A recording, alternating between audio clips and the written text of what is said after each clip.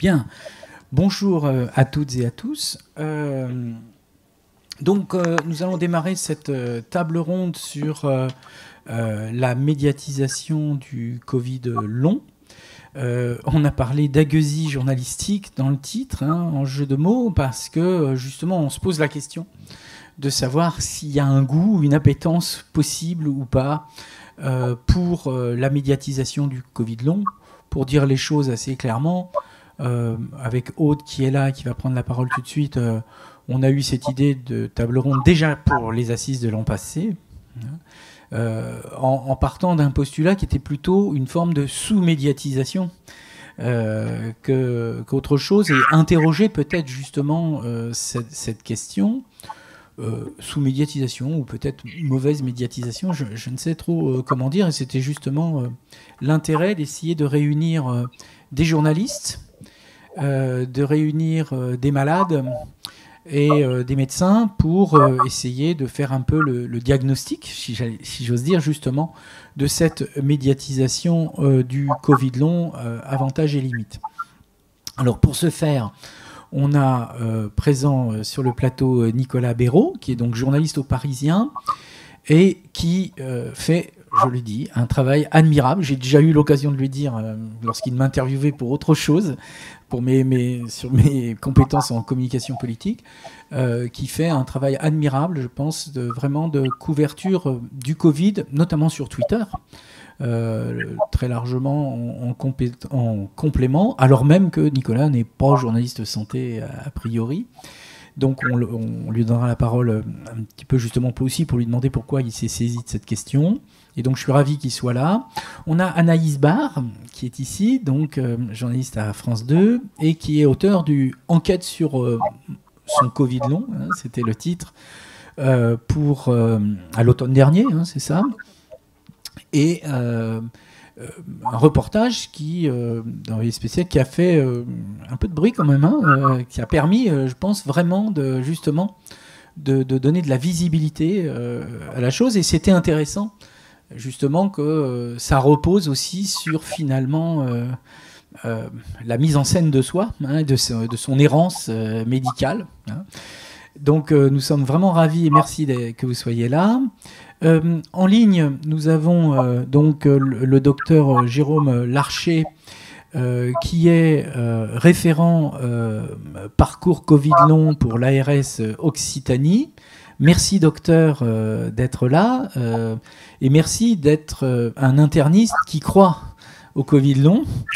Parce que il se trouve que moi, par exemple, j'ai croisé un interniste parisien au mois de juillet, qui m'expliquait encore que ça n'existait pas, que c'était dans la tête, qui croyait dur comme fer que l'article de JAMA était très pertinent, enfin, etc. Et puis, nous avons Sandra Guerrero, qui est enseignante et qui est référente de l'association française, donc Après J20, la première association de malades au sens historique. Et comme elle était la première au sens historique, elle est aujourd'hui encore la première au sens fer de lance du combat pour la reconnaissance du Covid long. Donc nous tenions absolument, alors on a eu un peu de galère, faut dire, pour Après J20. Donc merci à Sandra d'être avec nous, parce qu'on voulait absolument aussi donner la parole aux malades. Et puis donc il y a Aude qui est présente ici et qui va prendre la parole pour expliquer un petit peu la philosophie des choses, pour des tas de raisons pour lesquelles on ne va pas s'étaler. Aude n'est pas sur le plateau, mais je lui donne bien volontiers le micro. Oui, bonjour à tous et merci infiniment d'être présents. Quand on a eu cette idée cette intuition avec Arnaud il y a plus d'un an, alors c'était effectivement, avant le reportage notamment d'Anaïs, on pressentait qu'il y avait quand même une difficulté de médiatiser ce sujet. Et au-delà du Covid, c'était d'analyser un peu un cas d'école, la difficulté de parler en tant que journaliste d'une pathologie qui ne fait pas consensus, qui ne fait pas forcément consensus, en tout cas à l'époque elle ne faisait pas du tout consensus dans le milieu médical. Après une crise sanitaire qui a affecté toute la population et on avait tous envie de passer à autre chose. mais aussi de la difficulté de parler de ce sujet dans l'écosystème actuel, c'est-à-dire qui est dominé par des réseaux sociaux. Et où il est quand même difficile pour un journaliste ou une rédaction, voilà, de parfois risquer de s'exposer à un bad buzz, parce que bon, voilà, il y a des communautés d'hostilité aussi par rapport au Covid, ou qui, voilà, les anti-vax, mais pas seulement. Et en même temps, de la responsabilité journalistique, c'est-à-dire si nous, on n'en parle pas, comment voilà, les malades peuvent, enfin, comment interpeller le politique si effectivement c'est hors des radars des médias. Et puis aussi, c'est tout un... comment les scientifiques peuvent aussi continuer à travailler sur ces questions, si c'est nié plus ou moins dans la société. Enfin voilà, cette responsabilité journalistique aussi, c'est important de parler aussi de l'association et comment l'association travaille avec les journalistes pour justement permettre de continuer à médiatiser le Covid. Voilà, bah, merci encore. Et puis on va... Alors, pour commencer, je voudrais faire un petit point de cadrage un peu historique, si j'ose dire, puisque maintenant, il y a déjà un peu d'histoire. D'abord, signaler la spécificité de ce que l'on appelle le Covid long, c'est le fait que cette désignation est le fruit des malades eux-mêmes. Donc, et c'est aussi un des problèmes, puisque justement, ça ne fait pas consensus forcément dans le corps médical, puisque ce n'est pas à l'origine une terminologie du champ médical. Donc, moi, je me suis amusé à refaire sur Twitter l'émergence de Covid long ou long Covid, parce que l'appellation elle-même, c'est plutôt les Anglais. Donc, rappelons qu'après J20 est créé sur Twitter en juin 2020, et le premier tweet est un tweet par Apirétique qui interpelle Olivier Véran. « Je suis Covid persistant ». Hein, c'est le mot qui sort à ce moment-là. C'est le 7 juin 2020. « Je veux une vraie prise en charge médicale dans un parcours de soins complet. Hashtag après J20. Même si je suis PCR, séro et scan poumon négatif, je suis un patient, pas un malade imaginaire. Mes symptômes comptent. » Donc tout est dit, j'allais dire, dès le 7 juin. Donc le 8 juin, après J20, sort un autre tweet, toujours tweet J2 à Olivier Véran, donc avec l'appel à ceux qui se reconnaissent dans des symptômes persistants à interpeller le ministre pour dire mais faites quelque chose, enfin, on existe, il y a visiblement un problème. Et tant entendu qu'évidemment c'est pas facile d'aborder puisqu'on ne sait pas, on rentre dans des terres mystérieuses. Bon, voilà. Et puis 8 juin toujours, oui, c'est ici que ça se passe. On accueille tous les malades au long cours du Covid. Vous n'êtes pas seul. Hein. Et donc après J20 dit voilà, on doit pouvoir se reconnaître entre gens qui partagent des symptômes bizarres, on va dire, et en tout état de cause persistants. Et donc là apparaît l'expression les malades au long cours du Covid. Hein, voilà. Et en parallèle, au mois de juillet 2020, est créé le compte Twitter Long Covid SOS. Et c'est intéressant là aussi que le compte s'appelle SOS. Hein. Il y a vraiment cette idée de gens qui sont en errance médicale, qui ont le sentiment de ne pas être reconnus, de ne pas être visibles. On parle beaucoup, ce qui est normal, de la mortalité. On parle du nombre de morts. Mais on est en train de rentrer dans un territoire inconnu, c'est-à-dire des gens qui... alors c'est normal que ça apparaisse en juin-juillet, c'est-à-dire que les premiers touchés, c'est février-mars. Ben voilà, 3 mois plus tard, on y est toujours. Donc il se passe autre chose que simplement une crise aiguë de Covid. Il y a quelque chose qui... Et là aussi, c'est la même chose. Donc, dans le cas où vous auriez manqué ce film étonnant, vous pouvez le faire tourner ici, et c'est une petite vidéo montage avec des malades qui ont une pancarte et qui disent voilà, ben, moi j'ai des symptômes persistants de ceci, de cela, et donc on a comme ça une vidéo qui s'élargit, et on a des dizaines de malades anglais qui font part de leurs symptômes sur une petite pancarte et qui montrent qu'ils forment une communauté de gens en errance.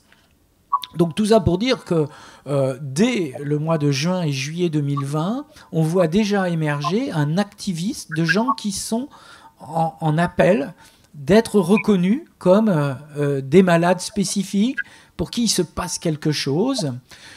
À titre personnel, en septembre 2020, lors de l'accueil des étudiants de première année de licence dont j'étais le directeur, je leur dis, écoutez, voilà, statistiquement, vous n'avez aucune chance de mourir du Covid, ou alors vraiment c'était votre karma, mais par contre, faites gaffe, il y a un truc, ça commence à avoir un nom, en Angleterre, ils appellent ça long Covid, nous ne savons pas, donc ne croyez peut-être pas trop tous ceux qui vous expliquent que ça y est, c'est fini, la vie d'après, enfin, etc. Parce que si ça se trouve, vous aurez des symptômes persistants si vous prenez tous les risques, j'allais dire, de choper le Covid, donc méfiez-vous. Donc et j'ai regardé mes premiers tweets là-dessus, c'est du mois d'août, parce que j'avais lancé une veille sur le Covid très rapidement. Alors, ça c'est le premier point pour voir un petit peu comment émerge la problématique. Ensuite, du côté des médias, puisqu'on parle de médiatisation, j'ai fait avec la base de données Factiva, qui recense une bonne partie de la presse française, mais pas Le Monde par exemple, mais il y en a beaucoup. J'ai sorti les statistiques du nombre d'articles par année où il y a le mot Covid long. Alors ça ne veut pas dire que il n'y a pas des articles qui parlent de symptômes persistants mais qui n'ont pas le mot Covid long, tout ça, mais ça donne un peu une indication. Première indication, dans l'année 2020, il y a 76 articles dans la presse quotidienne nationale et régionale. 76 seulement, alors que depuis le mois de juin et juillet, comme je l'ai montré, on commence à parler de ça. En revanche, en 2021, 1115 articles, et en 2022, 1029 articles dans l'ensemble de cette PQR et PQN, sauf Le Monde, une fois encore. Et puis, en 2023, au 30 mars, je l'ai fait encore hier soir pour actualiser, on était à 197 articles, ce qui nous amènerait à quelque chose comme 800 articles, si ça continuait sur ce rythme, ce qui ne veut rien dire, parce qu'il peut y avoir des polémiques qui enflamment le truc, et que tout d'un coup, il y a beaucoup plus d'articles. Bon, voilà. Mais en tout cas, ça nous dit un petit peu quelque chose sur le fait que la presse est relativement en retard dans la saisie de la question, puisque il n'y a quasiment aucun article en 2020, alors que les patients s'organisent et se manifestent dès la mi-juin 2020. Alors, dans ces articles, il y a l'agence France Presse qui a fait 186 dépêches dans lesquelles il y a Covid long. Ensuite, il y a Le Figaro 146, l'Ouest France 133, Midi Libre 102, Les Échos 90. Alors, puisqu'il est là, Nicolas, il y a aujourd'hui en France, ça fait 57 articles, et Le Parisien, 42 articles, ce qui est déjà tout à fait honorable. Je signalerai un site internet qui apparaît au milieu de toute cette presse, c'est Atlantico, qui, de mon point de vue, a fait un travail remarquable, notamment en s'associant très vite au docteur François Flao, celui qui est intervenu sur toutes les télés avec son derrière de façade marocaine, là, voilà, à l'Université de Genève. Et donc, il y a vraiment une grande diversité. Pour terminer, quelques points et on passera donc au débat. Il y a une incertitude terminologique. Je l'ai dit, Covid long, c'est une invention des patients. Long Covid, puis du coup, après Givin et d'autres ont repris l'appellation. Et évidemment, ça pose d'énormes problèmes parce que qu'est-ce que c'est exactement ? Et puis, long, jusqu'à quel point ? Au bout de 2 mois, au bout de 3 mois, plus d'1 an, enfin voilà. Donc, on met sous le terme Covid long beaucoup de choses. Donc, ça, c'est un vrai problème. Et c'est vrai que l'OMS préfère parler de symptômes persistants, ce qui me paraît plus rigoureux, on va dire. Mais donc, peut-être que l'incertitude terminologique et ce que cela recoupe est un facteur qui freine, on en parlera, éventuellement la médiatisation. D'autre part, il y a de la polémique médicale, on y reviendra. Il y a ce fameux article de JAMA 2021 sur cette étude française qui laisserait entendre que avec des problèmes méthodologiques énormes hein, qui ont été démontés par beaucoup d'autres scientifiques, qui consistent à montrer que parce que des gens seraient séronégatifs à un test et qui autodéclaratifs, demandent s'ils ont des symptômes, laisseraient entendre qu'en fait c'est dans la tête, hein, voilà. Et article qui a été dénoncé énormément et qui fait que la communauté française est parfois l'objet de railleries dans des colloques internationaux de médecins. Ah oui, c'est la thèse française. Enfin, c'est un peu la honte hein, pour nous, même si c'est un amalgame terrible puisqu'il y a plein de médecins français qui font un très bon boulot. Mais du coup, c'est dans les colloques internationaux, ça finit par devenir la thèse française. Hein. Bon. Ce qui est sûr quand même, c'est qu'il y a un certain nombre aujourd'hui, il y a un minimum de consensus sur le fait que ces syndromes persistants, ces symptômes persistants, il y a de la fatigue extrême, il y a des problèmes cardiaques qui peuvent être très graves. Il y a aujourd'hui une surmortalité chez les 40-55 ans en termes de crise cardiaque, dont certains se disent que ça doit être lié à des symptômes persistants, mais tout n'est pas parfaitement clair. Sur les liens de cause à effet. Il y a des problèmes respiratoires sévères, il y a des maux de tête, des insomnies, il y a des troubles neurocognitifs. Certains s'inquiètent de savoir si nous ne sommes pas dans des épidémies potentielles, j'allais dire, d'Alzheimer précoce ou des choses comme ça. Hein. Ces inquiétudes-là sont signifiées par le corps médical et scientifique. Il y a des troubles gastro-intestinaux. Donc, bon. Et puis, il y a plein d'autres symptômes qui sont potentiellement liés, mais là, j'ai noté les plus graves. Et donc, le problème aussi, c'est qu'il reste une forme de polémique, et je dirais, j'utilise le terme, d'aveuglement d'une partie du corps médical qui refuse obstinément, je crois, encore aujourd'hui, malheureusement, d'admettre cette idée. D'un Covid long et qui, voilà, s'en remet à des pratiques plus étonnantes de psychosomatisation. Et je pense, on en parlait encore aujourd'hui, en venant, que malheureusement, le fait que là aussi on est d'accord sur le fait qu'on perçoit qu'il y a plus de femmes que d'hommes qui sont touchés par le Covid long, probablement, amène à des stéréotypies sur les bonnes femmes qui se plaignent tout le temps, qui c'est hormonal, pour ne pas dire qu'elles sont hystériques. Enfin bon, je crains hélas qu'il n'y ait aussi ce genre de représentation sociale et mentale dans la tête d'un certain nombre de médecins que je qualifierais de négationnistes du Covid long. Bon.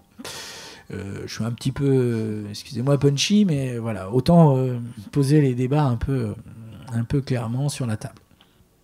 Alors, pour commencer, je propose de donner la parole dans un premier temps à Sandra et à Anaïs, qui toutes les deux sont patientes Covid long, pour raconter en quelques mots un petit peu leur parcours. Alors, ça a déjà été raconté dans le reportage, mais tout le monde ne l'a peut-être pas vu.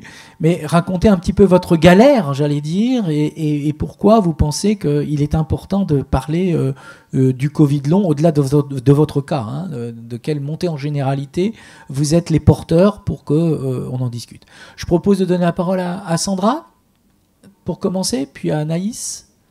Sandra ? Oui, merci. Merci.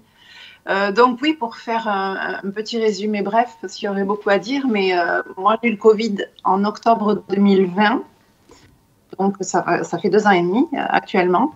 Un Covid pas des plus graves, j'ai pas été hospitalisée, j'ai pas eu besoin d'oxygène, voilà. Mais un Covid très multisymptomatique, avec des symptômes qui, même à l'époque, n'étaient peut-être pas des plus répandus, des plus connus. Voilà, des symptômes dermatologiques, enfin voilà, des choses. J'ai été alitée très longtemps, par contre, parce que j'étais extrêmement épuisée. Et puis, finalement, cette situation n'a pas évolué. C'est même accentué avec toute la liste de symptômes dont vous parliez, avec le symptôme le plus invalidant pour moi et je pense pour beaucoup de patients Covid long, les exacerbations de symptômes post-effort, c'est-à-dire qu'après un effort aussi minime soit-il, que ce soit physique, cognitif, intellectuel, émotionnel même, ça peut être aussi une très bonne nouvelle qui arrive par téléphone ou autrement, 48 à 72 heures après, bien le corps s'effondre en fait. Voilà, on parle de crash pour illustrer un peu ça, comme le crash d'un avion. Et voilà, c'est des situations que vivent beaucoup d'entre nous, que j'ai vécues, et parfois qui durent plusieurs semaines, voire à une certaine période, plusieurs mois, alité, sans pouvoir se lever, à devoir choisir entre prendre une douche ou prendre un café, parce qu'il n'y a pas l'énergie suffisante pour faire les deux choses. Voilà, dans la pénombre, parce qu'on est hypersensible à la lumière, hypersensible au bruit, à l'agitation, au monde, tous les stimuli qui sont autour de nous. Donc, voilà, donc c'est très compliqué pour reprendre les chiffres de Santé publique France, pour plus de 2 millions de Français, quand même, c'est pas rien, qui sont dans cette situation. Et dans ces 2 millions, j'ai une pensée particulière pour tous les patients, les malades Covid long pédiatriques, tous les enfants, tous les adolescents qui sont malades, qui ont le Covid long, qui ne sont pas inclus dans ces 2 millions. Donc, on est bien au-delà de ce chiffre. Et voilà, s'il y a une agueusie journalistique sur le Covid long, il y a une agueusie journalistique puissance 1000 pour le Covid long pédiatrique. Et je voulais vraiment transmettre ce message en tant que mère aussi, et puis en pensant à tous ces enfants et à tous ces parents qui sont démunis et qui ont des enfants qui ne peuvent plus aller à l'école, qui ne peuvent plus jouer à leur guise et comme ils en auraient besoin à leurs âges. Voilà, c'est mon coup de cœur et mon coup de tristesse en même temps, que ces enfants atteints de Covid long pédiatrique soient les plus grands oubliés dans l'histoire du Covid long.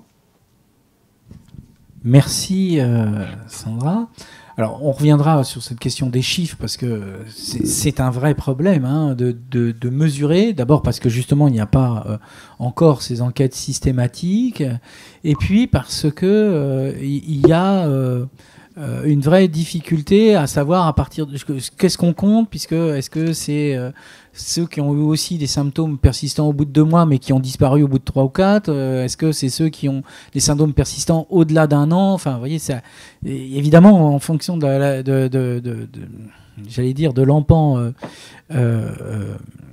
comment dire, du nombre de mois, on n'aboutit pas au même chiffre, et ça fait aussi partie peut-être des éléments un peu de polémique ou peut-être de paralysie du traitement journalistique.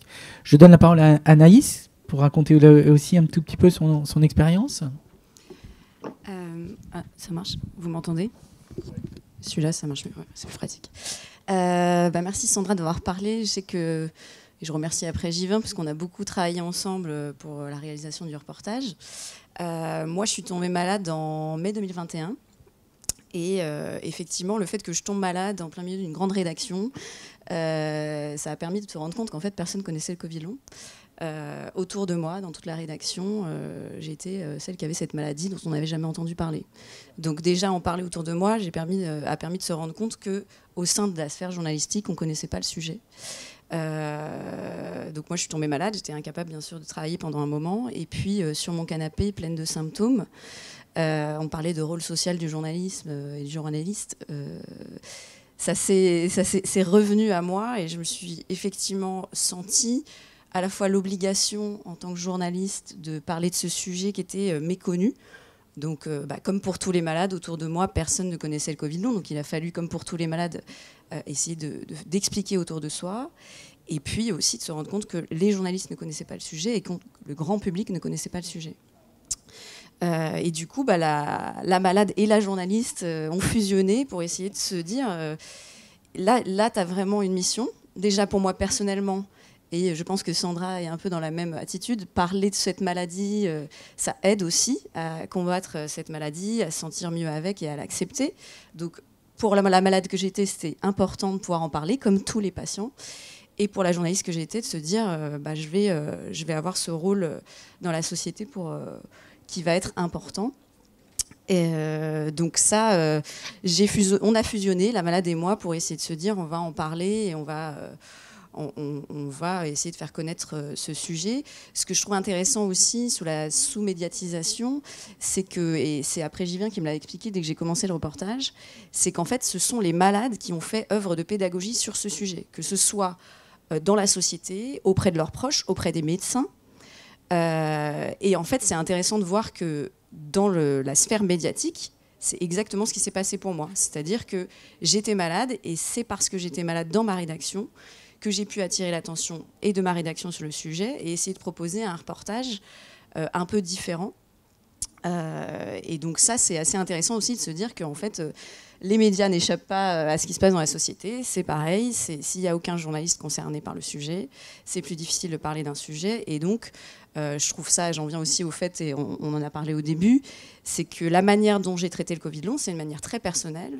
Et c'est pas anodin. C'est pas anodin qu'une chaîne nationale ait décidé de parler du Covid long comme ça, puisque à l'époque, on est en concurrence avec un autre sujet qui est le Covid initial, qui est un sujet, la concurrence est forte, comme on le disait au début, je trouve ça très intéressant, c'est-à-dire qu'on met en concurrence un sujet Covid long initial qui est létal, donc mortel. Donc nous, dans le journalisme, on parle, le degré de gravité compte aussi dans le choix d'un sujet, dans la hiérarchie des sujets, qui est donc létal, mortel, et qui concerne le monde entier. Toute la planète est concernée par le Covid initial, et le Covid long concerne une part dont on ignore quelle part d'ailleurs, inconnue de la population, et une part beaucoup plus restreinte. Et donc là, en concurrence, le sujet du Covid long, franchement, il est moins en haut de la pile médiatique. Et donc, c'est pas anodin que ce soit par une histoire personnelle que justement ce sujet arrive en prime time sur une chaîne nationale. Et c'est aussi, je finis par ça, parce que justement aussi, moi, je travaille à la télévision, donc l'image compte. Et effectivement, le Covid à la télévision, le Covid initial, hein, c'est des blouses blanches, c'est une image comme ça permanente que le public a et que l'audience a H24 sur toutes les chaînes. Et quand moi j'arrive en disant Covid long, si on parlait du Covid long, on n'en peut plus, on voit les mêmes images, c'est des blouses blanches, et donc là, c'est aussi pour ça que mon sujet a permis aussi d'aborder le Covid long, c'est que je leur dis non, le Covid long, c'est pas forcément ça. C'est pas forcément des gens qui arrivent en urgence vitale, c'est pas forcément des blouses blanches, c'est d'autres choses. On va aller au travers d'histoires et moi je vais pas vous montrer des blouses blanches. Et là on dit on va montrer un reportage différent. Et c'est aussi comme ça qu'on peut. Je trouve ça intéressant justement comme cas d'école, c'est ce qu'on disait, c'est que quand un sujet a du mal à passer, comment on le présente pour qu'il puisse passer, se faire une petite place. Et là, moi ça a été un enjeu d'argument pour dire, je vous jure, on veut faire un super sujet en prime time qui va intéresser les gens sur le Covid long. Et ce ne sera pas les blouses blanches qu'on voit depuis le début, et ce ne sera pas la même histoire, et ça reste intéressant. Et donc ça, pour lutter contre la sous-médiatisation, là, il y a plusieurs clés aussi qui ont été très, très importantes. Merci beaucoup. Je vais donner la parole au docteur Larcher. J'aurai 2 questions, docteur. Vous êtes figé à l'image. Vous m'entendez, docteur ? Allô, allô ? Très bien. Oui, voilà. 2 questions, docteur, pour vous. Est-ce que vous pourriez nous dire d'abord, faire un petit point sur l'état un peu du savoir, ce qu'on sait, ce qu'on ne sait pas. Et puis une deuxième question sur... Je vois, mais votre image est un peu figée là pour l'instant. Oui, bon, mais on s'entend, donc c'est l'essentiel. Et puis la deuxième question, c'est... la recevabilité du Covid long dans le corps médical. Est-ce que votre démarche, vous qui êtes référent parcours Covid long, rencontre aujourd'hui très facilement l'assentiment de vos pairs, ou est-ce que vous avez l'impression que vous êtes encore en train d'évangéliser les foules médicales pour leur faire prendre conscience qu'il y a un problème ? La première question, et là j'ai répondu la deuxième.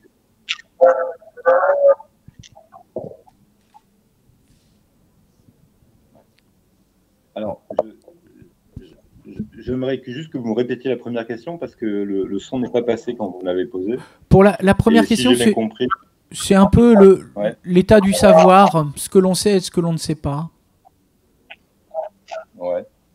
Et la deuxième question, comme ça je verrai peut-être que... La deuxième question, c'est un peu l'évangélisation, c'est la recevabilité de la notion de Covid long chez vos pairs. Est-ce que aujourd'hui, vos pairs croient au Covid long ou il y a encore à évangéliser les foules médicales? Alors, mon intervention va essayer d'avoir un angle qui est celui de la nuance. Et ce qui est parfois aussi un piège dans lequel les médias sont tombés, volontairement ou pas, quand la question du Covid long a été traitée. Déjà pour vous dire qu'on n'est absolument pas dans une question de croyance. La science ou la médecine, c'est pas de la religion. C'est au contraire quelque chose qu'on ne connaît pas et sur lequel il y a une mise en lumière progressive.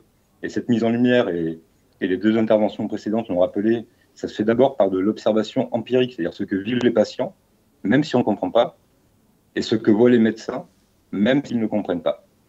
Et finalement, c'était la première force et le premier moteur, et en tout cas c'était le mien, quand j'ai commencé à m'intéresser et à me dire qu'il y avait quelque chose qui n'était pas effectivement dans le programme du Covid, c'est que j'ai vu arriver des patients qui avaient des symptômes prolongés et que c'était absolument pas dans les choses qui étaient décrites.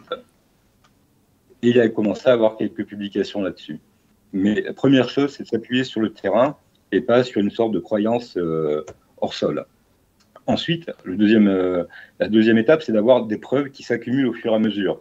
Et je veux juste vous rappeler quand même, bien sûr qu'on aimerait tous comprendre parfaitement ce qu'est le Covid long, avoir les traitements adéquats qui guérissent, mais c'est une pathologie qui est maintenant identifiée comme telle, c'est-à-dire qu'on n'est plus en train de discuter si c'est une pathologie ou pas. L'OMS a mis le Covid long dans la classification internationale des maladies, la CIM-10 depuis 2021. Il y a des définitions qui sont à la fois au niveau national, au niveau européen et au niveau de l'OMS. Donc, je pense que ce débat-là, il est terminé. Et si on doit à chaque fois revenir en me disant est-ce que le Covid long, c'est vraiment quelque chose qui existe, dans ces cas-là, on peut tout rediscuter, mais on le fait aussi pour les cancers, pour le diabète, etc.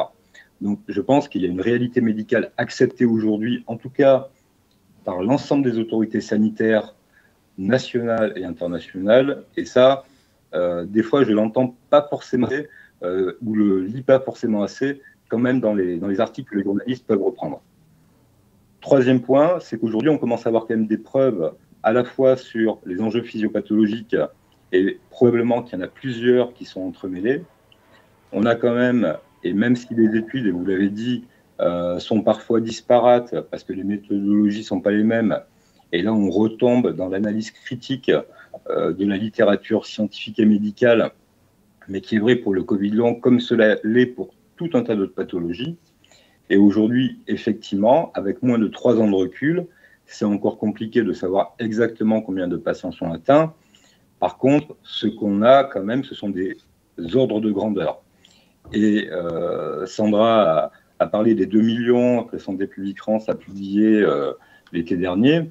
Alors, Santé publique France est en train de revoir un peu sa méthodologie et peut-être que le chiffre est un peu surestimé, mais même en prenant des fourchettes extrêmement conservatrices, c'est-à-dire en se disant que 10 à 15% des gens qui ont eu le Covid ont fait un Covid long, on reste au vu du nombre de patients infectés sur plusieurs centaines de milliers de personnes qui, en moins de 3 ans, sont venues sur cette pathologie et donc n'ont rien remplacé et sont venus dans le système de soins, ou en tout cas sont potentiellement susceptibles d'y aller. On a un enjeu de santé publique qui n'est pas que français, qui est clairement à l'échelle mondiale, et Agnès Barr l'a très justement dit. L'OMS Europe a estimé qu'il y a à peu près 17 millions de personnes Covid long en Europe. Les Américains l'estiment entre 15 et 20 millions. Voilà, on est sur ces ordres de grandeur-là. Et même si en France, ce n'était pas 2 millions, mais 1 500 000, je pense que c'est pas ça qui change la donne. Et la troisième question, qui à mon avis est la plus importante, c'est que, on ne va pas tout savoir tout de suite, donc il faut continuer bien évidemment à faire de la recherche et à tester des choses. Mais la question, c'est quelle réponse on peut apporter aujourd'hui aux patients qui ont ces symptômes.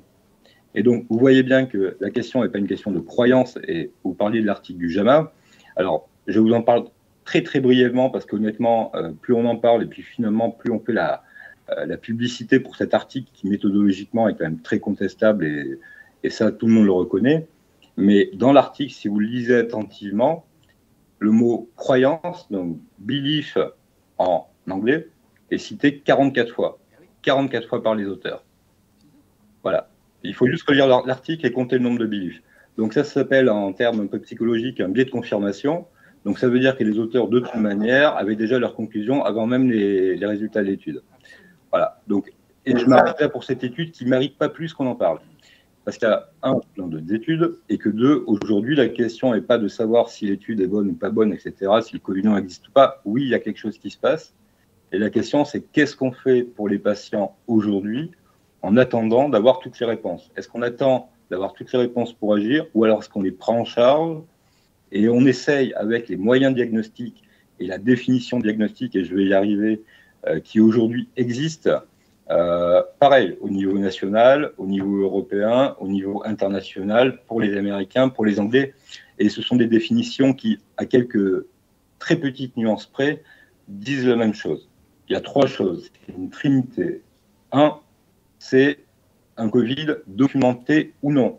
Ça veut dire que tous les gens qui déjà expliquent que parce qu'il n'y a pas de PCR, on ne peut pas dire qu'il y a un Covid long, déjà sortent de la définition formelle que les autorités sanitaires en donnent. Et pourquoi c'est important d'avoir cette nuance-là? Parce que on sait très bien que sur la première vague Covid, seuls les patients hospitalisés avec des formes graves avaient des PCR.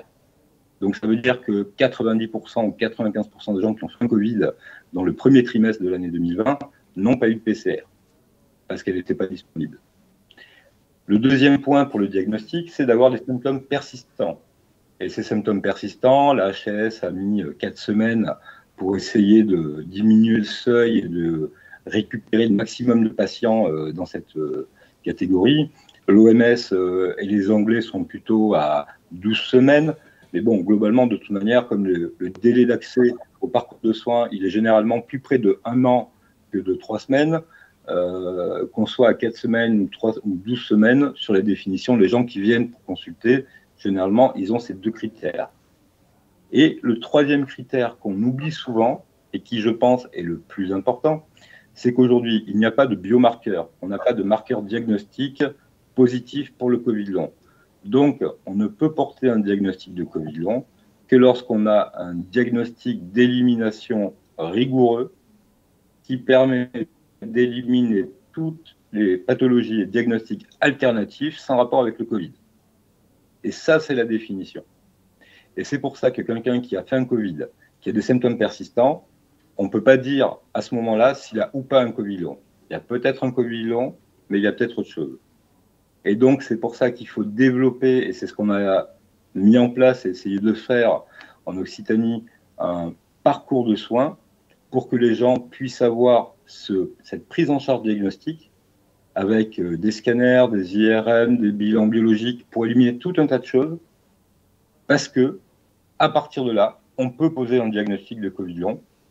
Alors, le terme Covid long, moi, me pose absolument aucun problème, et honnêtement, quand vous avez traité quelques dizaines ou centaines de patients, le problème sémantique, ça alimente ceux qui, globalement, ont que ça à dire. Les Américains parlent de long haulers, l'OMS parle d'état post-Covid. Ça veut dire la même chose parce que la définition est la même. Après, s'il y en a qui veulent faire un peu de bidouillage mental sur le Covid long, très bien. Moi, ça me va bien et je pense qu'effectivement, les patients ont un rôle moteur dans cette histoire. Donc voilà aujourd'hui, pour moi, les priorités. Alors après, vous me demandez de faire une petite synthèse sur l'état des lieux. Honnêtement, je vais vous la faire très courte parce que soit on le fait bien, soit on ne le fait pas. Mais ce que je veux vous dire, c'est que, il y a beaucoup d'études, notamment sur le plan épidémiologique. Ces études, on peut les discuter et en ce moment, à la HLS, on est en train de travailler à faire justement cette analyse critique des études. Mais globalement, ce qu'on voit, c'est qu'on est entre, je dis de manière conservative, entre 10 à 20% de gens qui ont fait un Covid qui développent un Covid long, avec des signes persistants. Voilà. Pour le Covid long pédiatrique, les chiffres qu'on a sont un peu moindres, et heureusement pour les enfants, on est plutôt entre 5 et 8-10% des études qui sont disponibles aujourd'hui. Et effectivement, aujourd'hui, on est un petit peu à la recherche de la meilleure méthodologie pour pouvoir identifier le nombre exact de patients, mais en sachant que c'est quand même compliqué. Sur les symptômes, vous en avez parlé, et je dirais juste que les symptômes les plus fréquents, c'est la fatigue. Et quand on parle de fatigue, c'est au sens anglo-saxon du terme, c'est-à-dire une fatigue intense, qui vous cloue et qui vous empêche de faire quoi que ce soit. Ce n'est pas notre petite fatigue du matin qu'on surmonte tranquillement dans la journée. C'est les problèmes respiratoires, avec notamment la dyspnée, l'essoufflement. Et ce sont les problèmes neurocognitifs qui, là, sont également, en termes de fréquence et en termes d'impact, un problème véritablement important. Et on sait, même si c'est un peu polémique, mais en tout cas, que certaines études avec du TEP scan cérébral ont montré des hypométabolismes sévères sur certaines parties du cerveau, et personne aujourd'hui est capable de pouvoir en évaluer la potentialité pour les années à venir. Donc là, je pense qu'il y a une vraie vigilance à avoir pour la suite. Et je vais juste terminer par les facteurs de risque, parce que c'est quand même important. Et pareil, l'histoire d'Anaïs et de Sandra est assez révélatrice. Donc, effectivement, les femmes sont trois quarts des patients sont des femmes aujourd'hui. Les gens qui ont fait des formes multisymptomatiques et généralement au-delà de 5 symptômes sur la phase initiale ont une probabilité plus importante de faire du Covid long. Mais on a aussi tout ce qui est comorbidité associée, les gens qui ont du surpoids, les gens qui ont des maladies respiratoires chroniques peuvent faire ont plus de risques de faire du Covid long. Et il y a aussi les gens qui sont plus âgés ou qui sont passés en réanimation. Et un élément dont on parle rarement, mais aux États-Unis, ça a été très très bien vu, c'est que le niveau socio-économique est un facteur également de risque pour faire un Covid long. Et dans les formes aiguës de Covid, on a vu, il y a eu les études qui ont été faites en Seine-Saint-Denis, par exemple, qui ont montré que selon les endroits, c'était plutôt les gens qui avaient des niveaux de vie socio-économiques un peu plus bas, qui étaient souvent plus atteints et qui se retrouvaient un peu plus fréquemment en réanimation. Et après, je m'arrête. Il y a quand même des facteurs protecteurs qu'on a pu identifier. La vaccination, alors un peu moins que ce qu'on pensait au début, mais globalement aujourd'hui, on pense quand même que la vaccination et le schéma complet protègent entre 15 et 20% de la probabilité de faire un Covid long, ce qui n'est pas complet, et en tout cas ce qui n'est pas non plus négligeable. Et on pense également que le variant Omicron est un peu moins susceptible de donner des Covid longs que le variant Delta.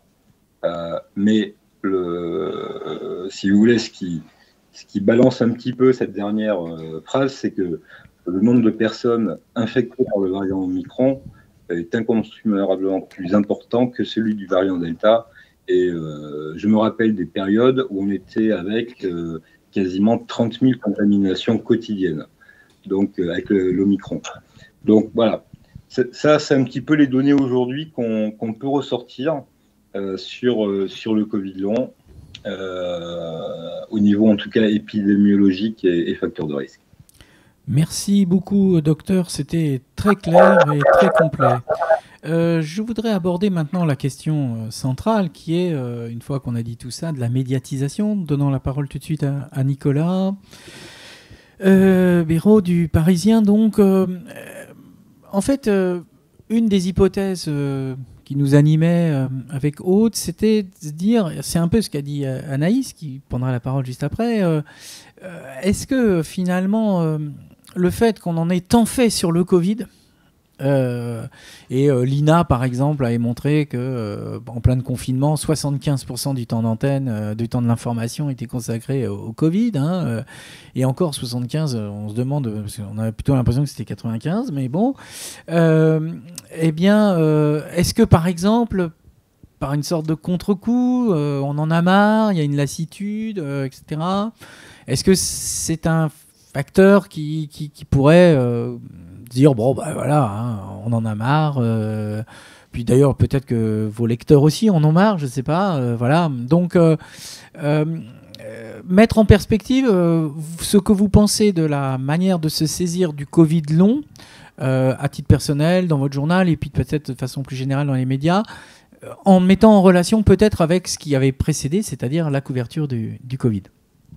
Alors, bonjour à toutes et à tous. Déjà en 2 mots, donc, pour me présenter, je suis Nicolas Béraud, je travaille au Parisien depuis quelques semaines dans un service qui s'appelle Futur, où on fait de la santé, du climat, de la science et du numérique. Donc moi je m'occupe beaucoup de santé, mais pas seulement. Et c'est vrai qu'avant le Covid, je faisais jamais de santé, je faisais surtout du journalisme politique. Mais en fait, à la base, j'ai une formation scientifique, j'ai commencé par une prépa, une école d'ingénieur, et en fait, très vite, le Covid m'a passionné. Et ça tombait en même temps que les élections municipales, et j'étais censé les couvrir, mais en fait, tous les matins, je proposais des sujets Covid. Donc c'est pour ça que je me suis beaucoup intéressé au Covid, et notamment à sa partie Covid long. Alors pour vous répondre, pourquoi est-ce qu'on a ce sentiment qu'effectivement on en parle relativement peu? Je pense qu'effectivement, il y a un peu un contre-coup, on peut le comprendre à la fois de la part des citoyens et aussi de la part de nos directions dans les journaux, sur le fait qu'on a énormément fait sur le Covid, qu'aujourd'hui on est aussi très content de parler d'autres choses. Moi je suis très content d'écrire sur plein de choses, en santé, en climat, en numérique. Et c'est vrai que quand moi par exemple je propose des sujets sur le Covid long, j'en ai fait 2 ces dernières semaines, j'ai aucun problème à convaincre mon chef. Par contre, je sens bien que si j'en proposais toutes les semaines ou a fortiori tous les jours, évidemment, ça poserait problème parce qu'on considérait que ça n'a plus l'importance que ça a pu avoir un moment. Par contre, j'ai jamais été freiné quand moi je propose un article, mais je sentais bien qu'au niveau de la direction, c'était pas forcément ce qui les emballait le plus. Donc, je pense qu'effectivement, il y a un peu ce contre-coup on a énormément fait sur le Covid. On est content de passer un peu à autre chose, même s'il y a toujours des sujets, il y a toujours des actualités. On a beaucoup parlé de la Chine fin décembre, il y a toujours toutes les questions autour du Covid long notamment, il y a toujours des nouveaux vaccins, il y a toujours la possibilité d'un nouveau variant, donc il reste de l'actu Covid. Et puis je pense aussi, et ça rejoint ce qui a déjà été dit, c'est que les inconnus qui demeurent toujours sur les mécanismes réels, voilà, au fait, mais pourquoi est-ce que certaines personnes ont un Covid long? Alors on commence à avoir des pistes de plus en plus crédibles et affinées, comme la persistance virale dans certains organes du corps ou des choses comme ça. Donc on commence à en savoir de plus en plus. Moi je suis frappé par le nombre d'études et de publications scientifiques sur le Covid long. D'ailleurs on peut noter, comme on se le disait tout à l'heure, peut-être un contraste entre la production médiatique et la production scientifique. Ça c'est quelque chose qu'effectivement on peut noter. Donc je pense que les inconnus qui demeurent, notamment, et ça je tiens à en reparler, la part de personnes qui ont un Covid long, comme ça a été dit notamment par le docteur Larcher, elle est aujourd'hui inconnue.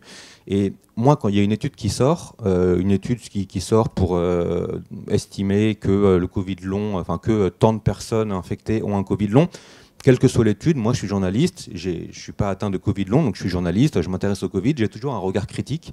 Dans chaque étude, il y a des limites, dans chaque étude, il y a des biais, on le sait, donc il faut regarder si jamais les biais, on considère qu'ils sont trop importants et que ça remet en cause les résultats, ou si jamais on les accepte, on les prend en compte et les résultats gardent une certaine validité. On a beaucoup parlé de l'étude dans JAMA, donc une étude française, effectivement, je ne vais pas en reparler, ça a été dit, mais moi, à l'inverse, le rapport, parce que ce n'est pas vraiment une étude, mais le rapport de Santé publique France, qui, comme ça a été dit, conclut à une estimation de 2 millions de personnes qui ont un Covid long en France. Moi, je regarde la méthodologie. C'est un rapport sur un panel de plusieurs milliers de personnes volontaires. Ce n'est pas une étude scientifique en bonne et due forme. Même Santé publique France, qui ne le fait pas toujours, écrivait noir sur blanc dans sa conclusion qu'il y avait des grosses limites, qu'il y avait des nouveaux travaux qui étaient en cours. Aux dernières nouvelles, ils devraient être publiés prochainement, avec une méthodologie, on espère, plus solide. Bon, ben, moi, je vois ça. Pour moi, les 2 millions, il y a trop de limites et trop de biais pour que ça puisse être un décompte crédible. Je ne dis pas qu'en réalité, c'est pas ça, mais c'est pas cette étude qui me permet de dire qu'il y a 2 millions de personnes infectées. Donc c'est vrai que parfois, je suis toujours un peu gêné quand certaines personnes disent il y a 2 millions, alors qu'en fait, on n'en sait rien, malheureusement.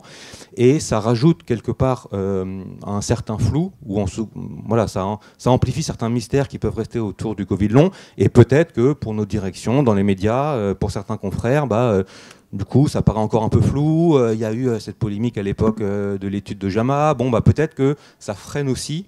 Ça, c'est un avis. J'ai pas de preuves ou d'éléments qui me permettent de l'affirmer, mais peut-être que ça freine aussi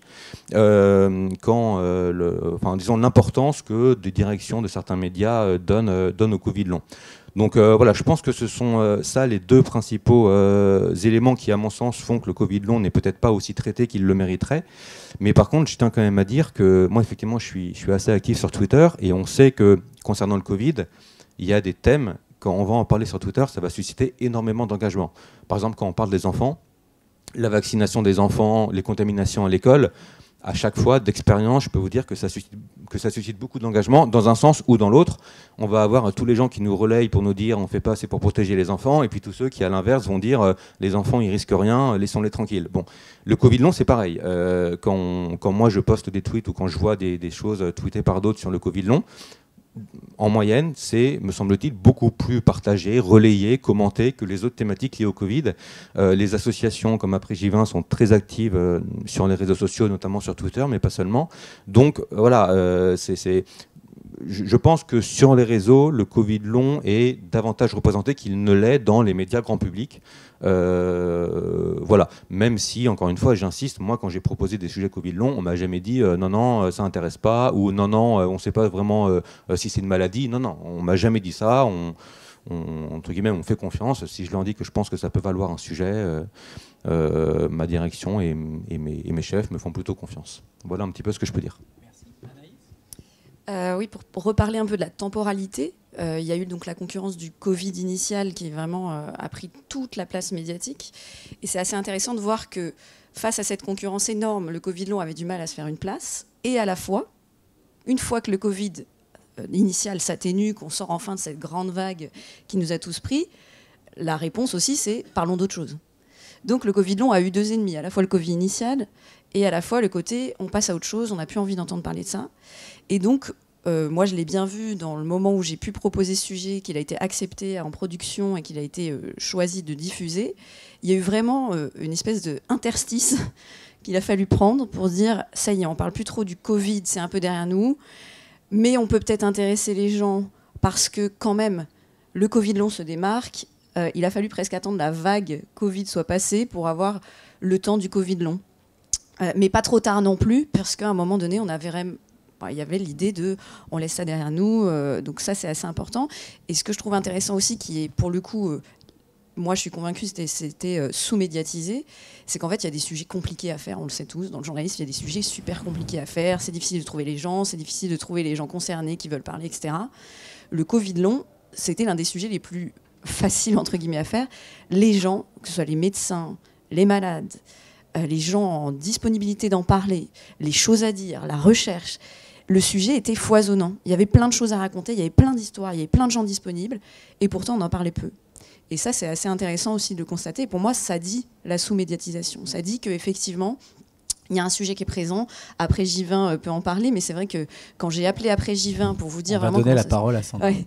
Quand j'ai appelé Après J20 justement pour vous dire, quand j'ai commencé à dire ça y est, je fais un reportage pour Envoyé spécial sur le Covid long, tout le monde m'a dit mais on vous attendait.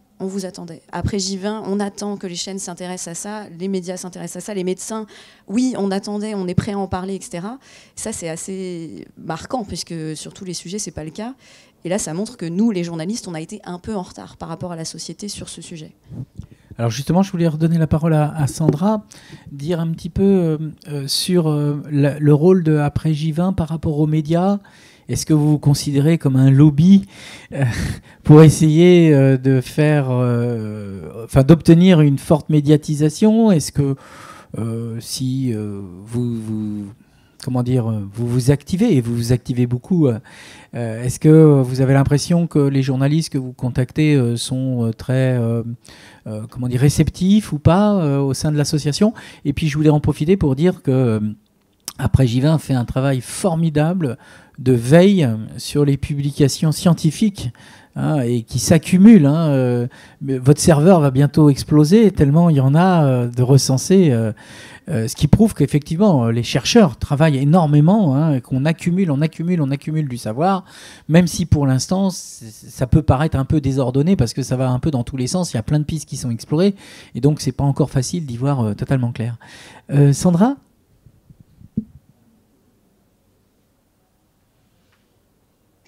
Oui, alors j'ai raté une partie de ce que vous avez dit, ça passait pas très bien, mais je crois que vous avez parlé donc de tout ce que l'on a répertorié au sein d'Après J20. Et effectivement, on a une personne qui est spécialisée dans les publications scientifiques. À ce jour, on a atteint le chiffre de 3000 publications scientifiques, alors fiables, vérifiées, etc. Donc, il y a une bibliographie qui est sur notre page internet, d'ailleurs, sous l'onglet recherche. Et donc, effectivement, il y a de la matière. Je crois que on a vu ça aussi beaucoup dans les médias. Je crois qu'il faut le temps de se cacher derrière des phrases dévastatrices du genre « le Covid long est un mystère ». Ce temps-là est révolu, finalement. Donc, il y a vraiment de la matière. Au sein de l'association, on a un pôle presse. Je continue à lancer une invitation aux journalistes qui veulent s'intéresser à ce sujet. On a un pôle presse qui est tenu par 2 personnes. L'adresse mail, c'est presse.aprèsgivin@gmail.com. Et on a 2 personnes spécialisées dans ce pôle et une base de données, une bibliographie donc de plusieurs milliers d'articles scientifiques à ce jour. Donc, il y a de la matière. On commence à savoir quand même beaucoup de choses sur le Covid long, comme le disait tout à l'heure le docteur Larcher. Et il y a aussi, c'est un point qui nous tient particulièrement à cœur, outre la recherche et la science, il y a aussi le témoignage des patients, comme l'a évoqué tout à l'heure le docteur Larcher, reconnaître le rôle des patients, finalement, qui, vous l'avez bien dit au début, qui ont été les premiers à alerter, qui documentent chaque jour, qui aident à faire comprendre la pathologie. Finalement, cette parole, ce témoignage, cette expertise des patients, eh bien, sensibilise, continue à informer la population, mais évidemment, le rôle du journalisme est clé. Comme le disait Nicolas Béraud tout à l'heure, sur les réseaux sociaux, on est très actifs. C'est vraiment des publications journalières sur tous les réseaux sociaux. Sur les articles de presse, on est un petit peu déçu parfois de voir que des médias comme Marie-Claire, par exemple, des médias qui ne sont pas forcément des médias scientifiques, ont fait des articles très bien ponctués, avec des sources vraiment sérieuses. Et puis, on a d'autres grands absents qui sont des journaux beaucoup plus importants. Vous l'avez cité tout à l'heure, donc je me permets de le reciter, Le Monde, par exemple. Voilà. Et là, on n'a pas grand-chose, en fin de compte, sur des grands médias. Et on a parfois des documents qui sont relayés plus pour faire le buzz, finalement, que en faisant des recherches profondes sur la pathologie et sur le vécu des patients. Dernièrement, des articles du genre « Le Covid long se vit en un an », c'est dévastateur pour des patients qui en sont dans la 4e année Covid long, par exemple. Donc, voilà. Ou alors, si on a un mode de vie sain, on ne développe pas de Covid long. Bon, on publie quelques semaines, quelques jours même après, des thèmes du genre «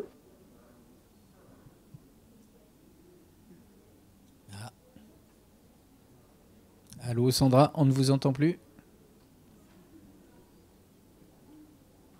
Zut. On vérifie notre boîte presse tous les jours, plusieurs fois par jour. Donc, on vous attend en fin de compte.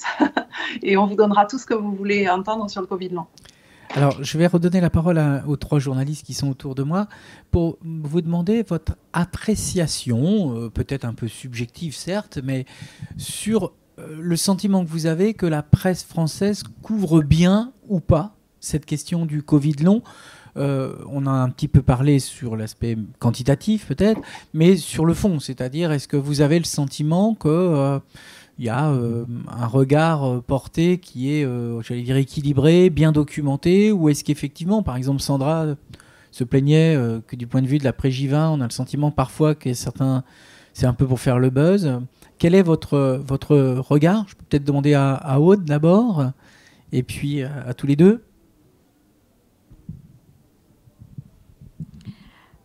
Oui, bonjour. Moi, j'ai l'impression quand même que le reportage d'Anaïs, envoyé spécial, a été un déclencheur hyper important parce qu'avant, c'était quand même, il fallait s'y intéresser ou être assez directement concerné.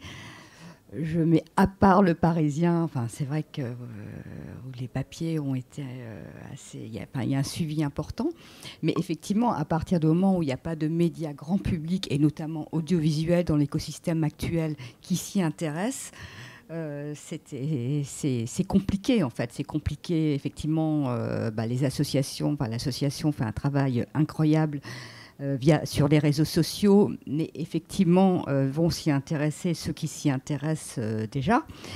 Et c'était très important.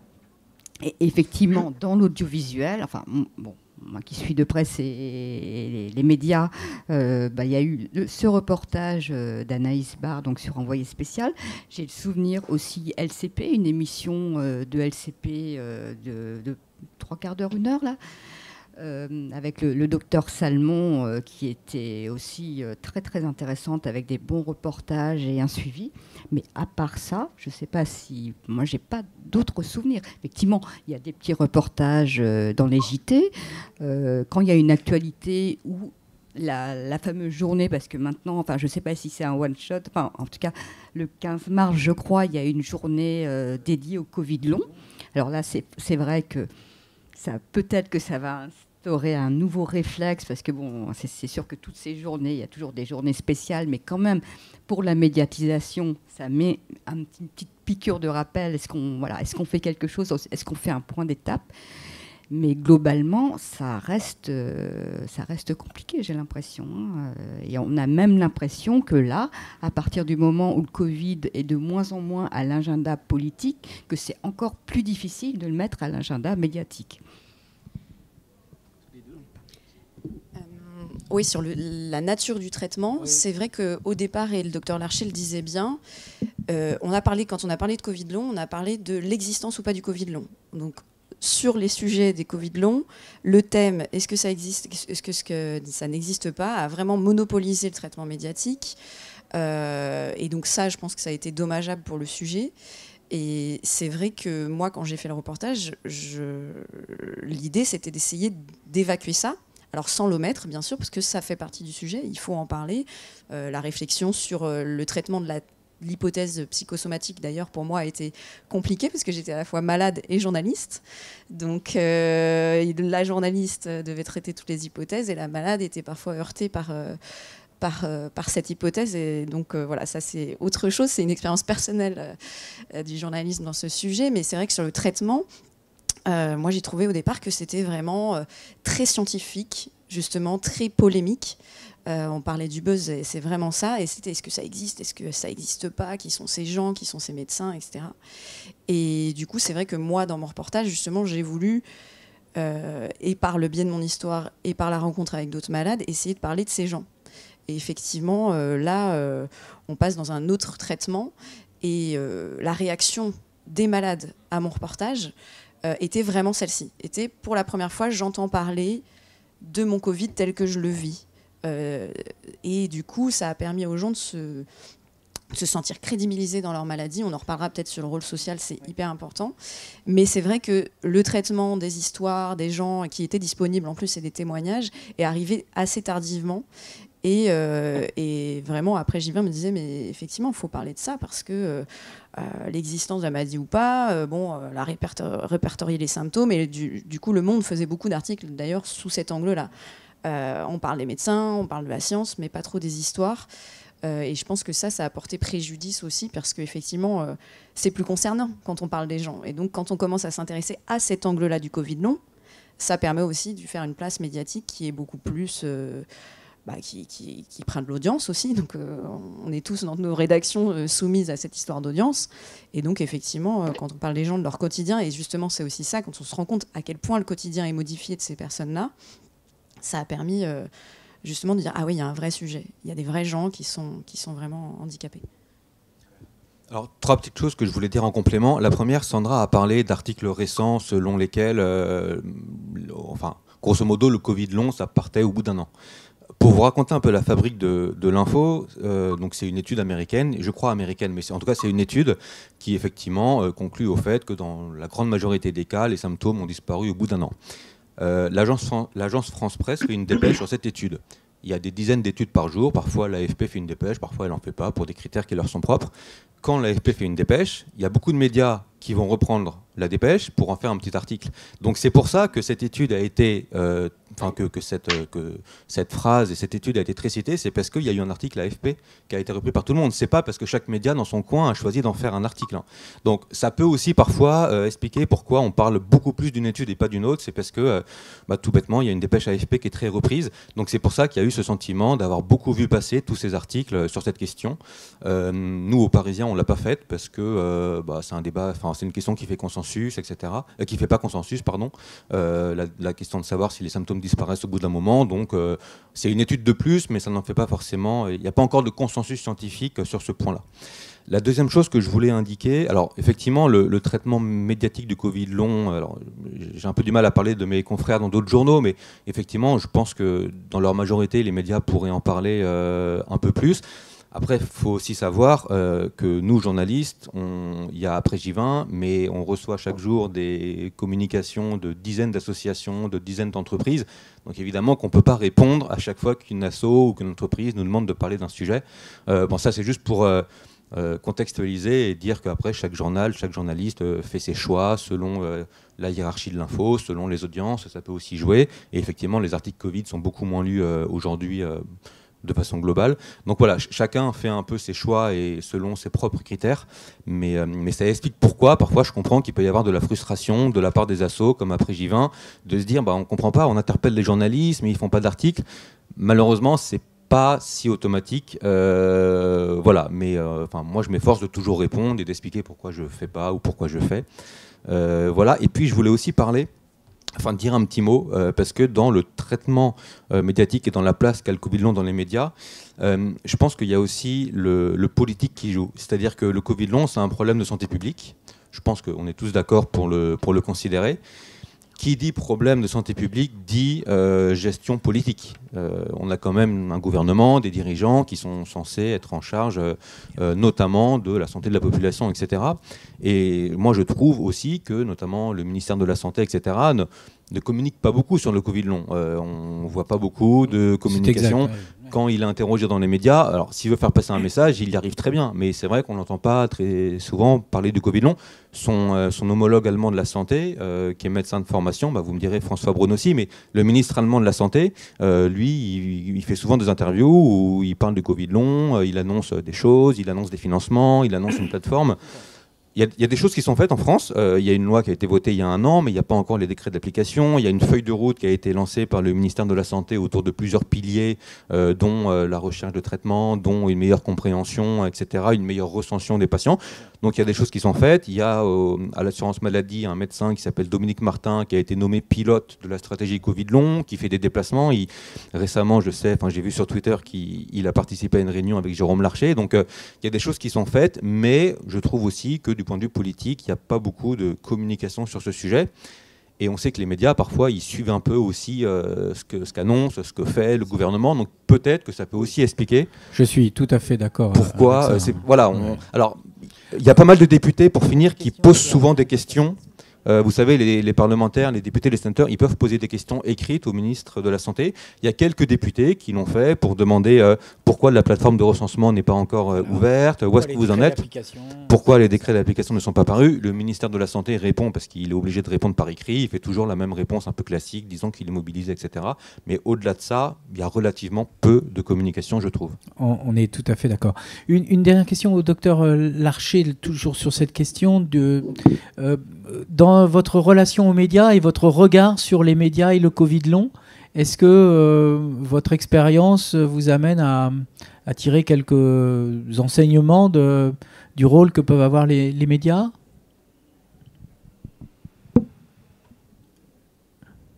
Il faut réouvrir le micro.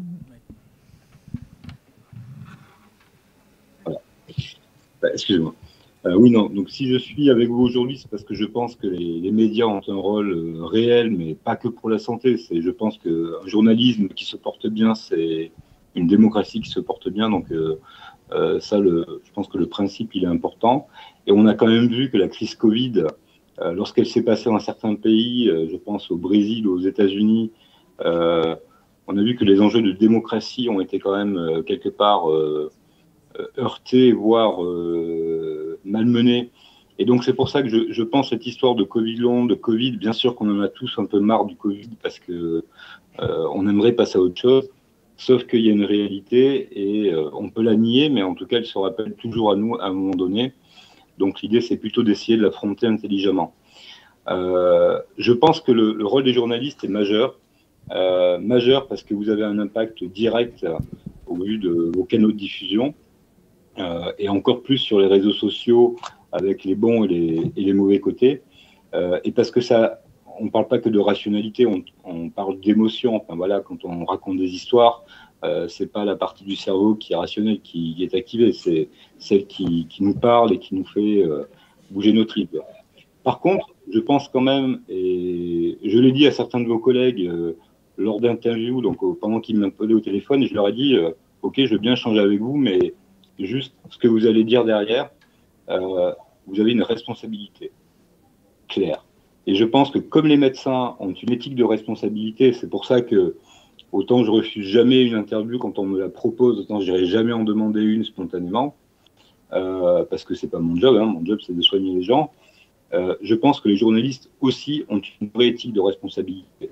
Vous n'êtes pas juste, même si on vous appelle les médias, ce qui veut dire que vous êtes juste le vecteur de transmission d'informations, je pense que vous êtes bien plus que cela, et vous le savez bien évidemment. Et donc ça veut dire que sur des sujets qui sont compliqués, où on n'a pas toutes les réponses, y a ceux qui font leur job correctement, et je pense qu'aujourd'hui, voilà, c'est quand je vois le nom de Nicolas Béraud, Anaïs Barre et d'autres, je connais leur sérieux et le respect qu'ils ont pour ça. D'autres, c'est un peu moins évident. Et d'autres, ce sera plus la tyrannie des petites phrases, les discours clivants. Et, voilà. Et ça, l'impact que certaines phrases qui ont pris 30 secondes à dire et qu'on a mis des mois à débunker, avec des gens qui se font, qui sont plus entendus par leur médecin traitant. Parce que c'est des milliers de personnes qui sont... Voilà. Et cet impact-là, il est absolument invisible. Et pourtant, c'est bien de la responsabilité journalistique. Voilà. Comme de la responsabilité médicale pour les médecins qui vont sur les plateaux télé et qui sortent des âneries plus grosses qu'eux, sans avoir lu le moindre article, et qui en plus reconnaissent qu'ils ne sont pas spécialistes de la question. Voilà. Et ces gens-là, on devrait les inviter une fois, puis avoir l'intelligence de ne plus le faire. Or, il y a une sorte de prime aux mauvais, si j'ose dire, parce que c'est ceux-là qui reviennent. Donc à un moment donné, je pense qu'il y a aussi quelque chose d'un petit peu systémique et structurel à réfléchir, et surtout sur des sujets comme ça qui impactent des centaines de milliers de personnes. On n'est pas sur une question de détail. Et je ne vous ai pas parlé de l'impact financier, de l'impact sociétal, de l'impact sur la qualité de vie, de l'impact économique, parce qu'aux États-Unis, on a à peu près estimé qu'il y avait 4 millions de personnes qui n'avaient pas pu retourner à leur emploi. 4 millions. C'est énorme. Et ce sont des milliards de dollars. En France, on n'a pas encore cette évaluation économique sur ça, mais probablement, alors c'est peut-être pas les mêmes chiffres bruts, mais en proportion, je pense qu'il n'y a aucune raison pour que ce soit pas pareil. Donc, tout ça a un impact direct.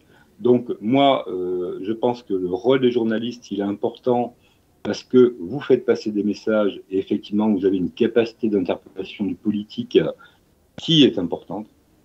Mais sur des sujets qui sont compliqués, je pense que des fois, on ne peut pas associer de la même manière la temporalité médiatique.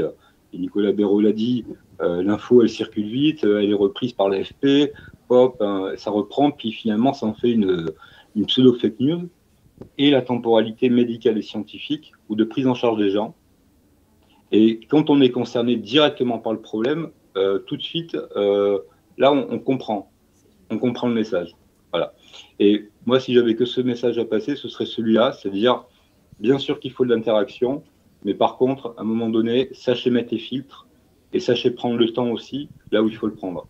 Parce que derrière, c'est pas juste une question d'image. Moi, j'en ai rien à faire d'avoir quelqu'un qui me critique ou qui pense que que je fais n'importe quoi. Je sais ce que je fais et j'ai le cursus pour le faire. Par contre, derrière, ça impacte réellement beaucoup de monde. Et ça, c'est une vraie responsabilité partagée, aussi bien journalistique que médicale. Voilà. mon avis un peu sur la question. Merci docteur, c'était très clair et très instructif. Deux petites réactions à ce que vous venez de dire et puis on passe tout de suite le micro dans la salle. Vous aviez demandé la parole par exemple.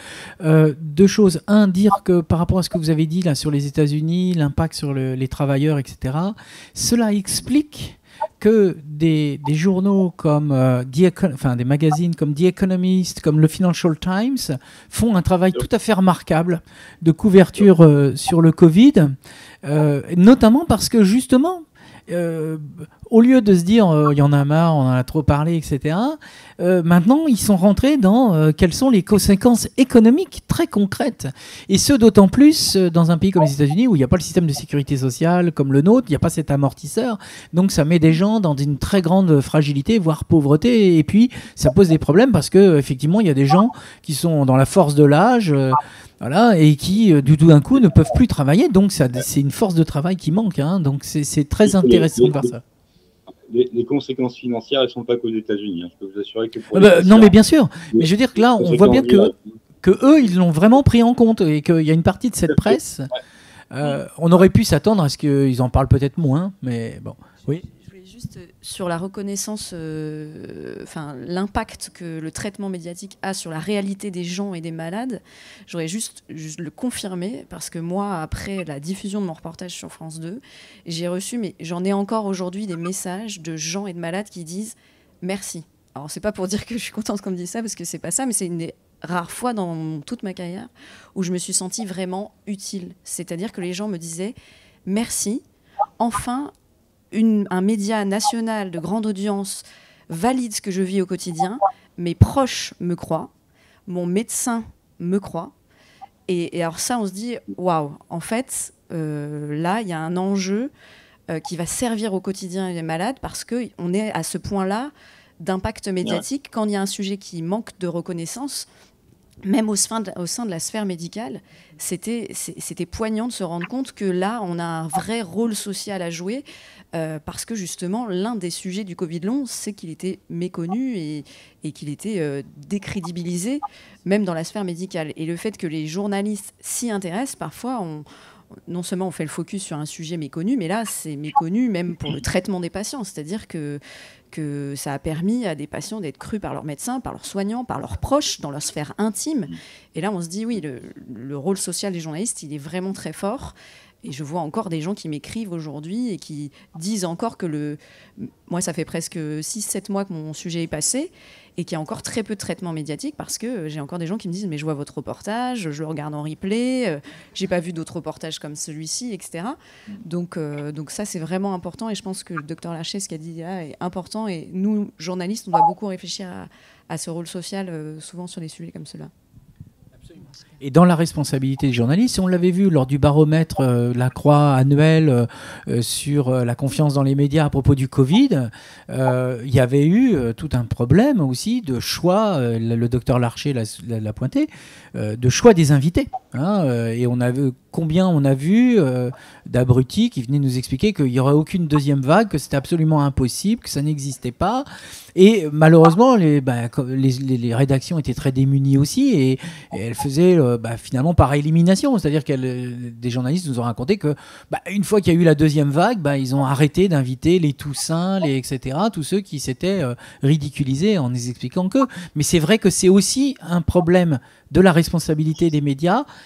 Et c'est pas facile, hein, surtout dans un univers complexe, incertain, que Nicolas Béraud a bien souligné. Lesquels sont les bons, lesquels inviter. Alors pour certains, ils cherchent le buzz, donc si on en a un qui dit le contraire de la doxa, ça va très bien, mais sinon, c'est quand même pas facile non plus. On va passer peut-être la parole à la salle. Le micro circule. Vous aviez demandé la parole. Questions, mais... Oui, voilà. Merci. Pour venir un peu aussi sur le thème de ces assises, qui est retrouver le goût de l'info, donc ce qui signifie qu'on l'a perdu, sans mauvais jeu de mots aucun, avec la perte de l'odorat et donc du goût du Covid. On a vu aussi dans l'étude Via Voice qui a été présentée hier que, notamment, une des critiques de beaucoup de citoyens, c'était le fait que les journalistes se répètent. Moi, ce qui m'interroge, en fait, quand je vous entends, je me demande si, en fait, finalement, c'est pas la sous-médiatisation du Covid long n'est pas un peu symptomatique finalement des problèmes de notre profession et de la défiance que ça engendre. C'est-à-dire que dans la presse, les médias généralistes, finalement, on va tous couvrir la même information, essayer de trouver la petite phrase, mais finalement, on fait tous la même chose. Et il n'y a pas tellement de différence. Enfin, voilà, on le dit, on est tous noyés sous les mêmes informations.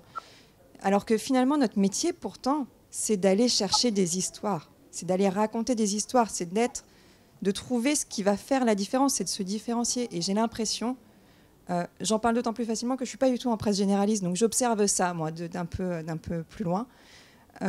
J'ai l'impression que finalement, dans les médias généralistes, on a un peu perdu ça. Le fait d'aller chercher des histoires authentiques, différentes, pour faire la différence dans nos médias et parler de la réalité de la société. Voilà, c'est une réflexion, en fait, c'est plus qu'une question. Oui, effectivement, moi, par exemple, dans la réflexion, quand j'ai proposé un reportage sur le Covid long, c'est vrai qu'en fait, c'est une sous-médiatisation qui s'auto-nourrit. C'est-à-dire, parce qu'on vise tous une audience, hein, évidemment. Et donc, alors pourquoi nous, on en parlerait alors que personne n'en parle ? C'est une vraie question. Et donc, on s'auto-alimente à la fois dans le suivisme des sujets, mais aussi dans la sous-médiatisation. Et là, il faut du coup dire... Voilà pourquoi on n'en parle pas. Et Nicolas l'expliquait bien, on n'en parle pas parce qu'il y a plusieurs hypothèses, notamment celle de l'hypothèse psychosomatique qui tue le sujet un petit peu. Il n'y a pas de consensus. Et effectivement, il y a un suivisme aussi dans le fait de ne pas parler d'un sujet. Et là, par exemple, ce n'est pas anodin. On parlait de raconter d'histoires, essayer de parler d'un sujet. Je l'ai dit un peu au début, mais je pense que c'est vraiment important à marquer, c'est que on a parlé du sujet Covid long en prime time via une histoire un peu différente. On a trouvé...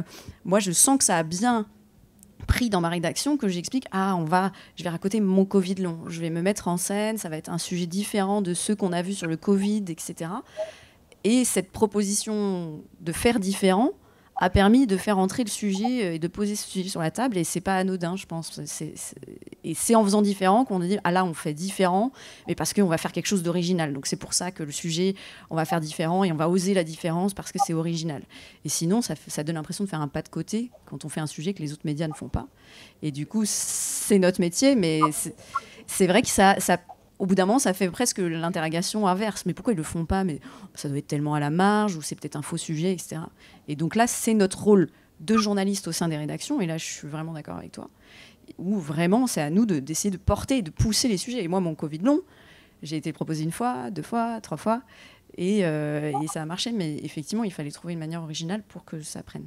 Alors, juste pour rebondir, parce que hier on a beaucoup parlé de ces thématiques au vu du thème des assises de cette année. Et hier, je ne sais pas si vous y étiez, il y avait un banquet des médias, donc entre journalistes, citoyens, et voilà, qui portait sur notre pratique, vision de l'information, en essayant aussi de sortir, de trouver des solutions communes, quoi. Et c'était incroyable comment on était dans l'étape de 4, donc de journalistes, de citoyens, on est arrivé aux mêmes conclusions. C'était quoi ? Donner plus de temps aux journalistes pour écouter, pour effectivement aller chercher des sujets, mais plus de confiance dans les rédactions aussi, plus de temps, et ça faisait vraiment écho à tout ça, effectivement. Et puis aussi remettre en question cet écosystème qui est quand même beaucoup dominé par l'écosystème du numérique. Donc il faut être référencié, donc il faut produire beaucoup, parce que si on ne produit pas beaucoup, les papiers différenciés vont moins remonter. Et tout ça fait qu'on est happé par la rapidité et du bon journalisme. Bon, c'est pas un scoop, hein, ça demande du temps, du travail, des moyens. Et voilà, ce cas d'école de la médiatisation du Covid long pose aussi toutes ces questions, quoi. Autre question. Oui, bonjour, merci beaucoup pour cet échange très intéressant. Moi, je me demandais la question de la suite de la couverture médiatique, parce que je pensais, pendant qu'on parlait à d'autres maladies chroniques qui ont bénéficié d'une grande médiatisation récemment, comme l'endométriose, qui sort de l'ombre, mais pas vraiment, mais il y a quand même un effet de... Après des années, malheureusement, mais il y a un effet de mode, vu que là, tous les médias ont fait leur sujet, tous les médias web ont fait leur reportage, ont fait leur témoignage. Donc là, l'endométriose, si on repropose un sujet en rédac, je pense qu'on va nous dire « Oh là là, on en a beaucoup parlé ». Et le Covid long, malheureusement, il n'y a pas assez de médiatisation. Mais si en rédac, on dit oh là là, j'ai un super sujet, Covid long, oh là là, le Covid, c'est fini. Donc je pense que alors que d'autres maladies ou bien des sujets santé, malades chroniques peuvent bénéficier de plus en plus de médiatisation, de plus en plus d'angles, et avec l'exemple de l'endométriose, je pense que ça bénéficie réellement aux patients qui ont une prise en charge plus tôt, etc., etc. Pour le Covid long, il y a la question qui se pose de est-ce que cette médiatisation, elle peut continuer, est-ce qu'elle peut se diversifier, est-ce qu'on peut avoir des nouveaux angles, est-ce qu'elle peut prendre jusqu'à devenir un vrai sujet, ou est-ce que, comme c'était lié au Covid, à la crise Covid, ce sujet qui a très bien marché, il a pu marcher à ce moment-là, et peut-être que dans un an, on ne pourrait plus en parler. C'est ça que c'est...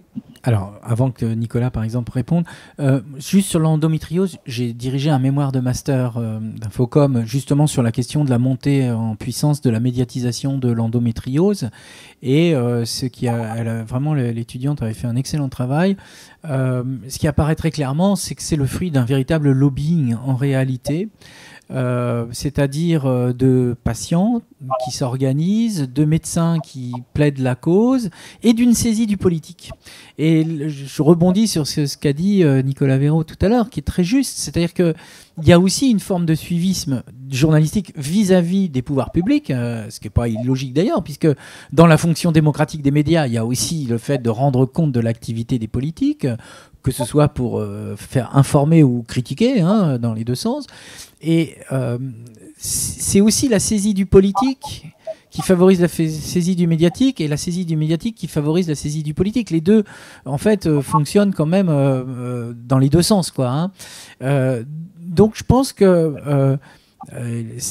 là, c'est à Sandra que je m'adresse, mais elle est déjà au courant. C'est vrai que c'est un combat d'une association comme Après J20 de mener ce travail de sensibilisation, sans doute, et que ça fait aussi partie des conditions, finalement. Alors, on pourrait dire que c'est un monde un peu cruel, un peu darwinien, mais c'est vrai que c'est aussi aux malades d'arriver à trouver les moyens de construire leur cause.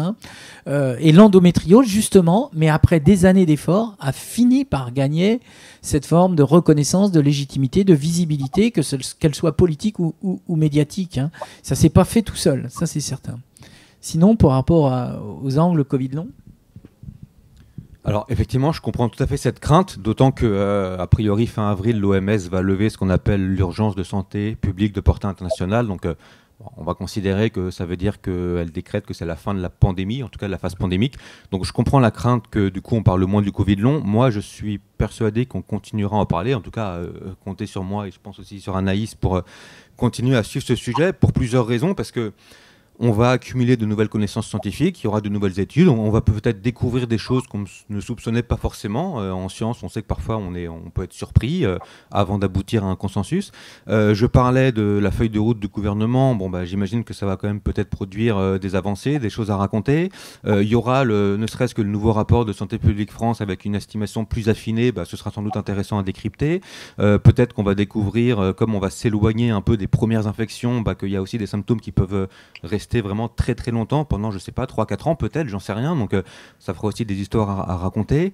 On peut compter, je pense, sur les associations comme Après J20 pour ne pas s'endormir et rester très actives et continuer à faire leur veille, etc. Donc même si, comme je l'ai dit, on ne peut pas répondre par oui à chaque fois, mais en tout cas, ça nous alerte, ça nous tient aussi en éveil. Donc je pense que pour tous, et puis le Covid pas long, mais le Covid classique, comme je l'ai dit, il peut y avoir de nouveaux variants, même si personne ne le souhaite. Il y aura peut-être des nouveaux vaccins, il y aura une nouvelle campagne de vaccination donc, à l'automne prochain, donc on en parlera aussi. Donc moi, je ne pense pas qu'on ne va plus parler du Covid long à court ou moyen terme. Peut-être qu'on va en parler moins, peut-être qu'on va en parler différemment. C'est vrai que la diversité des angles, tous les matins, on se réveille en cherchant des angles nouveaux. Donc, bien sûr qu'il faut arriver à se renouveler. Mais je pense qu'on y parviendra, en tout cas à moyen terme. Je n'ai pas tellement d'inquiétude là-dessus. Et pour revenir en un mot sur le mimétisme des médias qu'on nous reproche souvent, toujours les mêmes articles à partir des mêmes dépêches AFP. Bon, quand on est un média grand public, on n'a pas le choix, on doit prendre le tout venant, les principales actus. Mais après, peut-être que la sous-médiatisation du Covid long nourrit une sous-médiatisation, mais moi, à l'inverse, quand je fais un article qui n'a pas été traité ailleurs, je suis super content et c'est ce que je préfère faire et c'est ce que j'ai envie. Donc moi, c'est pas la sous-médiatisation de mes collègues qui m'incite à ne pas parler d'un sujet. Au contraire, si jamais je considère que les autres en parlent pas et que moi je trouve ça intéressant, j'ai d'autant plus envie d'en proposer un article. D'autres questions ?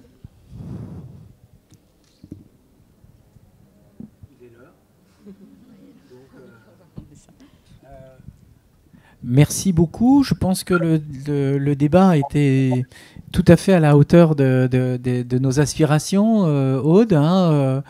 Ça nous a permis effectivement d'aborder les différents angles.